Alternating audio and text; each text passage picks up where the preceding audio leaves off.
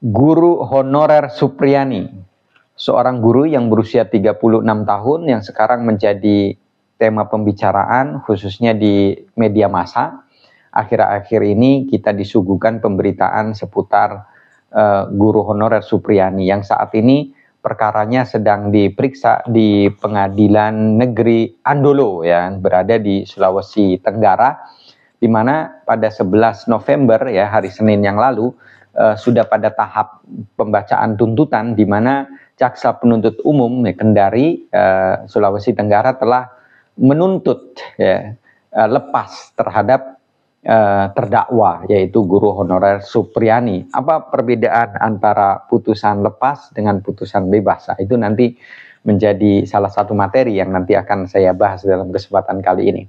Tapi sebelum lebih jauh aspek hukum terhadap guru Supriyani seperti apa, kronologisnya perlu ada gambaran singkat terlebih dahulu apa yang saya tangkap dari pembacaan media secara cepat yang saya lakukan.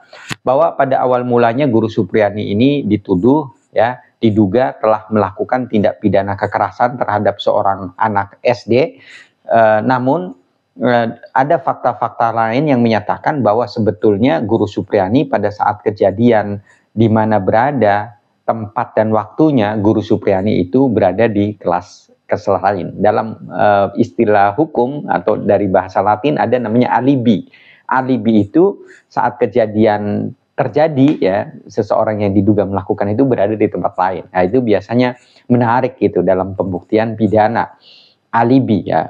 Tapi berdasarkan tuntutan jaksa sampai sejauh ini menyatakan bahwa ya pelakunya ya tetap guru honorer Supriyani tersebut. Tapi pada awal mulanya seperti itu di antara dua, yaitu bahwa guru honorer Supriyani adalah diduga melakukan penganiayaan terhadap seorang anak. Walaupun ada fakta-fakta yang lain dalam fakta persidangan disampaikan bahwa luka si anak itu diakibatkan bukan dari pemukulan yang dilakukan oleh Supriyani, namun karena jatuh di sawah, di mana menghadirkan saksi anak yang melihat, yang katanya melihat kejadian guru Supriyani melakukan penganiayaan terhadap anak. Bagaimana nilai kualitas penilaian sebagai keterangan anak ini di hadapan hukum, di hadapan alat pembuktian, apakah bisa diterima sebagai alat pembuktian dalam penilaian, kualitas penilaiannya sejauh mana keterangan anak itu, yang dimana dia tidak disumpah. Kemudian terkait ketidakkonsistenan satu keterangan saksi dengan keterangan yang lainnya, secara yaitu di samping itu anak tidak disumpah, ada ketidakkonsistenan. Sejauh itu konsisten, bisa saja itu menambah rasa keyakinan hakim. Makanya nanti kita akan bahas juga ada dalam prinsip hukum itu namanya testimonium de audito. Apa itu testimonium de audito? Itu sebuah keterangan saksi yang menyandarkan pada keterangan lainnya yang tidak melihat sendiri, tidak mendengar sendiri, di mana tidak ada CCTV atau orang dewasa yang melihatnya. Nah, itu fakta-fakta yang terungkap paling tidak dari pembacaan persidangan yang kita amati sejauh ini. Kemudian salah satu faktor yang menjadikan perkara ini muncul ke permukaan itu keberadaan keterangan ahli Susno Duaji ya, Kabar Eskrim, mantan Kabar Eskrim Mabes Polri.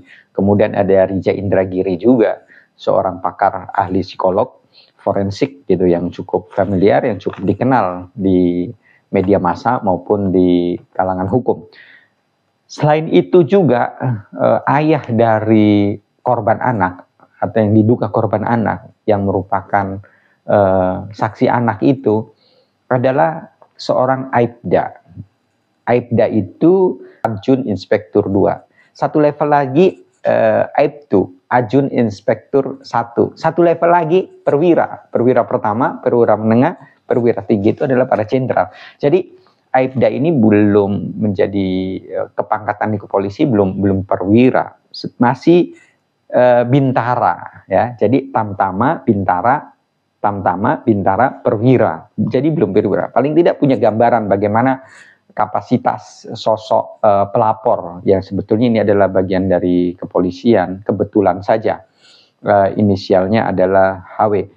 Nah, kemudian yang menarik lagi, duduk kronologis atau permasalahan sebelum saya bahas aspek hukumnya, bahwa terkait permasalahan yang menimpa antara guru honorer Supriyani dengan kedua orang tua dari anak korban ini, sudah terjadi perdamaian. Secara material permasalahan ini dianggap sudah selesai. Namun kenapa menjadi sampai pada proses lidik sidik sampai kemudian didakwa dan dituntut yang kemudian akan diputus oleh majelis hakim yang memeriksa? Itu adalah sesuatu yang perlu digali secara oleh para stakeholder, khususnya para penegak hukum. Apa yang menjadikan secara dalam kepolisian itu upaya pemidanaan itu adalah upaya jalan akhir. Dalam sistem hukum dikenal ada namanya ultimum remedium. Pemidanaan itu adalah proses akhir. Memang melapor, menggugat adalah hak setiap warga negara, bisa saja itu dilakukan kapanpun. Namun sekali lagi penegak hukum kepolisian memahami betul bahwa dalam proses pemidanaan, bahwa proses pemeriksaan kepolisian itu mengedepankan asas prinsip yang bernama ultimum remedium sebagai sebuah upaya jalan akhir. Makanya Kapolri seringkali menegaskan, termasuk saat diperiksa di rapat dengan DPR, bahwa pentingnya jajaran kepolisian itu mengedepankan penyelesaian secara RJ. Apa itu RJ? Restoratif justice. Penyelesaian perdamaian diukur di akar rumput gitu. Jadi memang terjadi fakta perdamaian antara guru honorer Supriyani dengan pihak keluarga dari yang diduga menjadi korban. Namun perdamaian ini kemudian terungkap bahwa itu adalah bentuk intimidasi, bentuk pengakuan yang dimana guru Supriyani merasa tidak melakukannya, namun di perdamaian itu melakukan. Atas dasar itulah kemudian pengakuan itulah yang dia tidak lakukan, itulah kemudian perkara itu dianggap kemudian dinaikkan, diproses gitu. SPDP ya, menjadi proses dari lidik ke penyidikan untuk kemudian di berkas P21 diproses ke jaksa untuk didakwa dan dituntut. Senin kemarin kita menyaksikan bahwa proses sidangnya sampai pada tahap tuntutan.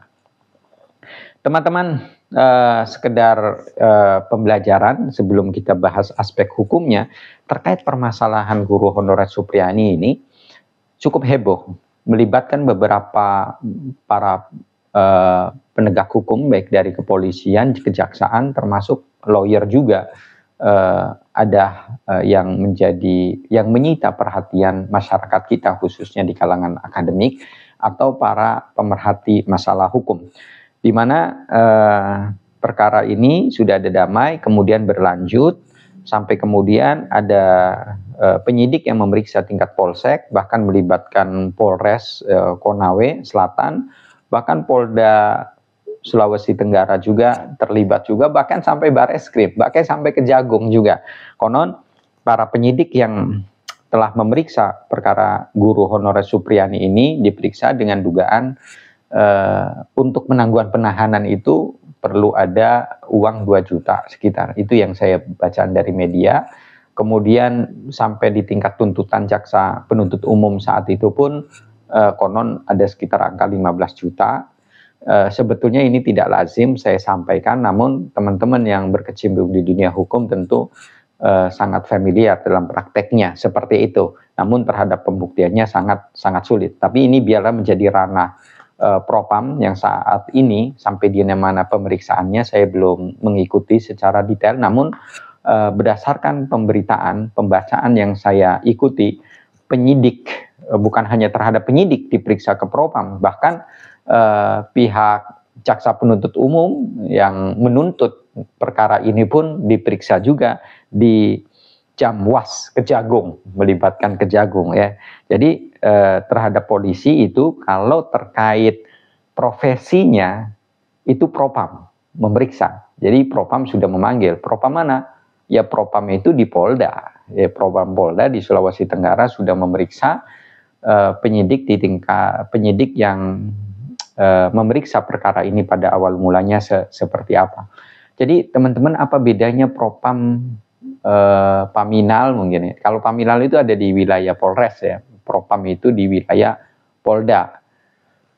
Nah, Propam itu profesi dan keamanan. Jadi dia memeriksa polisi-polisi yang dianggap tidak menjalankan profesinya secara profesional. Contoh misalkan terkait proses pemanggilan yang tidak selayaknya, tidak sepatutnya, tidak sah lewat pemanggilan lewat WA misalkan, atau dikirimkannya SPDP tidak sesuai dengan ketentuan yang dianggap layak patut, atau misalkan dengan proses penangkapan penahanan yang tidak sesuai prosedural, itu terkait cacat hukum, terkait dengan prosedural yang tidak dilakukan semestinya. Itu bisa saja Propam bisa memanggil, bisa memeriksa terkait profesi yang dijalankan oleh penyidik tidak dilakukan sebagaimana mestinya. Itulah peran dari Propam. Tapi terkait materi penyidikan, misalkan contoh perdata dipidanakan atau adanya pemaksaan pasal-pasal tertentu dimasukkan di dalam BAP-nya, ada tekanan, kemudian sampai kemudian dimasukkan sebetulnya misalkan perdata tapi pidana, atau pemaksaan, kecenderungan pemaksaan pasal-pasal, itu wasidik, pengawasan penyidikan itu. Wasidik, kalau di Bareskrim itu Karo Wasidik gitu ya, Kepala Biro Wasidik, pengawasan dan penyidikan. Jadi gitu, paling tidak bisa beda antara Propam dengan Wasidik ya. Kalau Propam itu ya profesinya, dia tidak menjalankan SOP sebagaimana mestinya, hukum acara tidak dijalankan. Tapi sekali lagi kalau di Wasidik itu, teman-teman kalau sekiranya mengadu itu di Wasidik itu, di mana materinya dalam BAP itu, materinya ada yang materi unsur sebuah perbuatan pidana itu masuk atau tidak. Ada upaya-upaya pemaksaan terhadap asas prinsip kaidah-kaidah hukum. Itu di Wasidik itu pengaduannya, pemeriksaannya. Tapi kita tidak melihat kasus ini, Guru Honorer Supriyani ini diperiksa di Wasidik atau Karwasidik Bareskrim, tapi lebih ke Propam. Itu hasil pembacaan saya. Kemudian adapun jaksa itu diperiksa di Jamwas Kejagung. Ya, Jamwas ini ya Jaksa Agung Pengawas itu. Dr. Ali Mukartono itu ketua Jamwas Kejagung, di mana jaksa dalam menuntut, dalam mendakwa, dalam menuntut itu bahkan ada dugaan-dugaan jaksa sempat indikasi melakukan pelanggaran. Sejauh mana hasil pemeriksaannya ya kita tidak mengikuti sekali lagi, tapi terkait perkara kasus Guru Honorer Supriyani ini telah menjadi perhatian publik terkait instansi-instansi terkait gitu. Kemudian saya pikir itu terkait informasi seputar duduk perkara yang sifatnya kronologis yang mengacu pada fakta-fakta. Coba kemudian saya sampaikan aspek hukum ya terkait Guru Honorer Supriyadi ini ya, berdasarkan dakwaan dengan pasal 80 ayat 1 junto 76C Undang-Undang Nomor 1 Tahun 2016 tentang Perlindungan Anak. Ya, sebagai pengganti dari Undang-Undang Nomor 35 Tahun 2014 tentang Perlindungan Anak.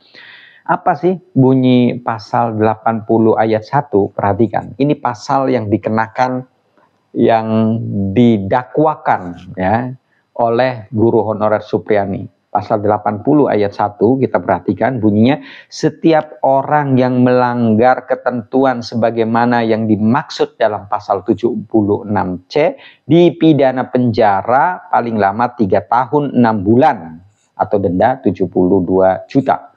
Jadi ancamannya itu Guru Supriyani ini apabila dapat dibuktikan ya itu dipidana paling lama 3 tahun 6 bulan ya, berdasarkan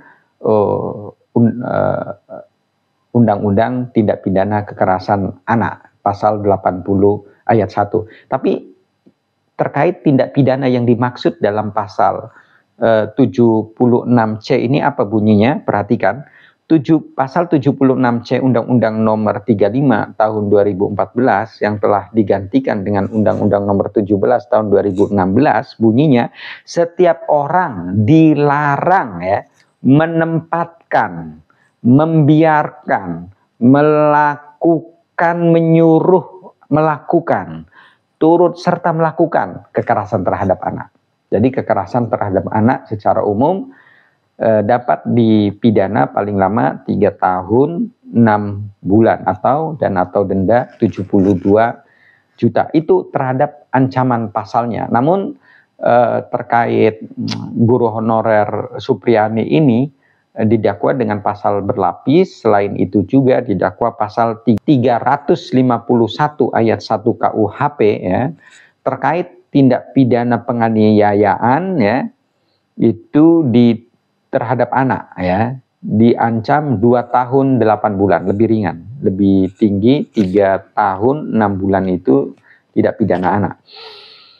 Tapi dengan tuntutan yang telah dibacakan oleh jaksa penuntut umum, otomatis dakwaan pertama maupun dakwaan kedua, dakwaan pertama pasal 80 ayat 1 junto pasal 76C ya, Undang-Undang Tindak Pidana Kekerasan Anak maupun KUHP 351 ayat 1 otomatis gugur.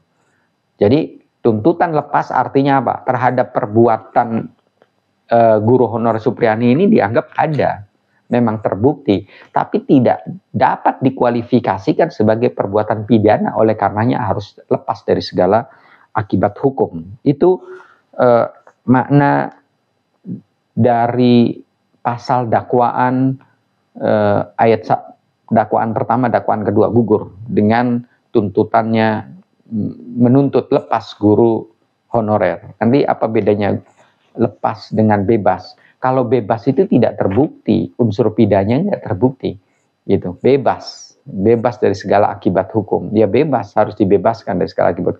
Kalau putusan lepas itu terbukti perbuatannya ada, tapi itu bukan perbuatan yang dapat dikualifikasikan sebagai perbuatan pidana. Kemudian saya perlu sampaikan terkait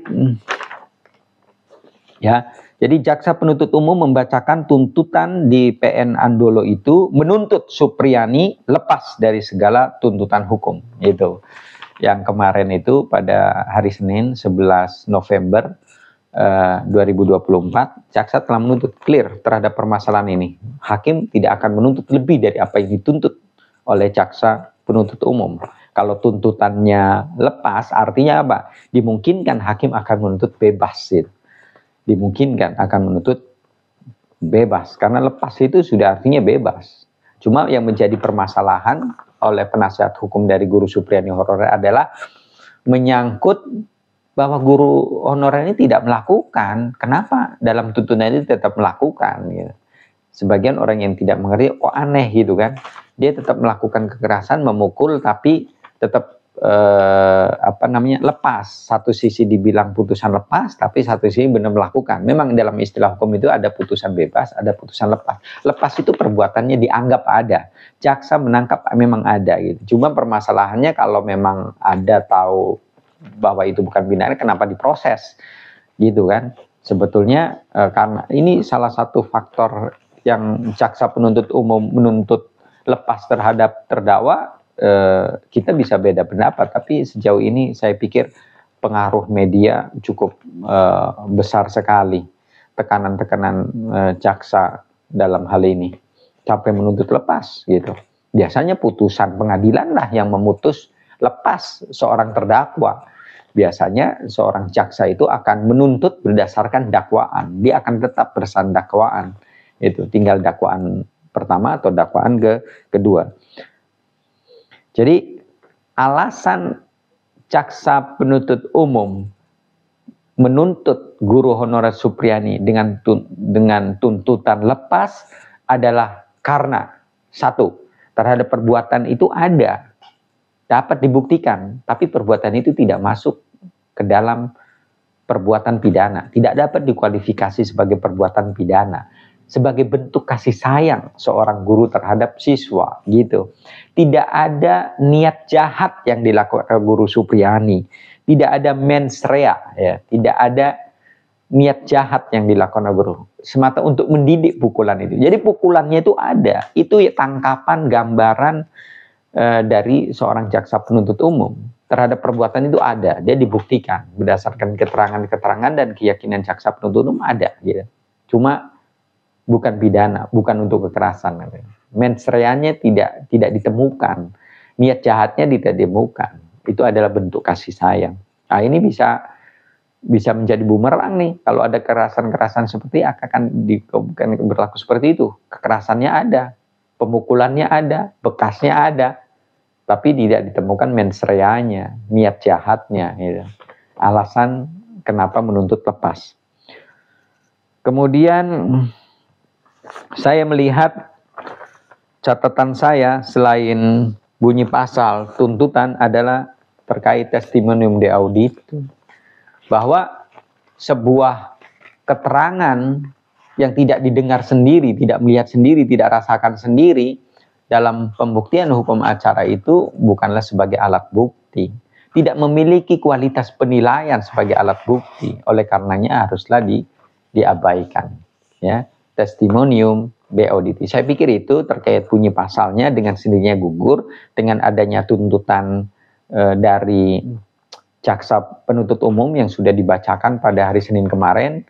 Pasal itu otomatis gugur terkait pasal dugaan kekerasan tidak pidana anak, mengacu pada pasal 80 ayat 1, kemudian junto pasal 76C, dan terkait pasal lainnya 351 ayat 1 penganiayaan, otomatis gugur itu semuanya.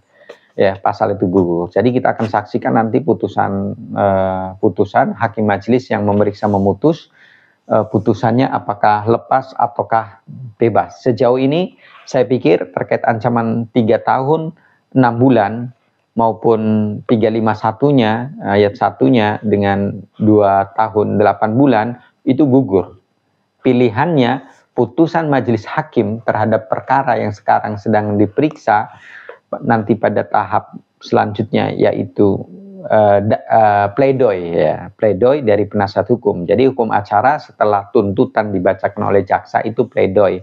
Kita akan saksikan pledoinya apa terhadap penasihat hukum. Ya, dimungkinkan saja apabila terdakwa itu lepas atau diputus bebas untuk minta rehabilitasi, pemulihan nama baik, dan bisa dimohonkan kerugian material maupun imaterial atas masa tahanan atau pencemaran nama baik sebagai sebelumnya menyandang tersangka terdakwa terhadap pengeluaran secara material yang telah dikeluarkannya maupun secara imaterial, dapat saja diajukan permohonan ganti rugi atas dasar putusan bebas atau lepas itu.